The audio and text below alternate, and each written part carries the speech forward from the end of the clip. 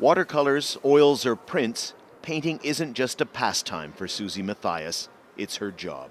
But she's different from other artists. Brush clutched in her teeth, she paints from photographs taken with a camera worn round her neck. She's one of 95 surviving Canadians whose mothers took thalidomide. Despite my disability, I've been able to create art. It brings out my creativity, being able to make a living. It's absolutely wonderful. Thousands of babies were born when thalidomide was available between 1959 and 61, most in Germany, where it was invented. That country gives survivors generous pensions, as do others, like Britain. Not Canada, which has left victims of the drug effectively on their own after small lump sum payouts in the early 1990s. These are just some of them. Paul Settle takes dozens of pills for pain and inflammation. So does his twin brother Peter. Determined to cope, though, both had good jobs, raised families, and played sports.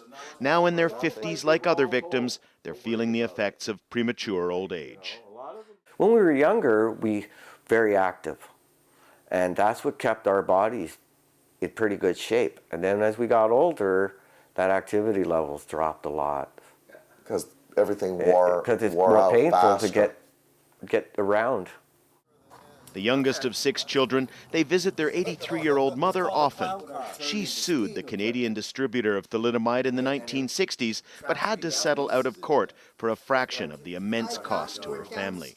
Canada did nothing to help. It was 6 years in the courts. 6 years. And we didn't win. And they finally said, you either take this or we bury you. Yep, that's because right. we have more money than you. Yep. Well, That's how we that grew was up. the implication. Not all victims of thalidomide here had such strong families. Campaigners say the drug's effects led to divorces, depression, even suicides. I've got two. 2 pills. A grim reminder, Francine Settle even kept some of the pills from a prescription that changed everything. She's waited a long time for this day. The government should take responsibility for what it did in that time.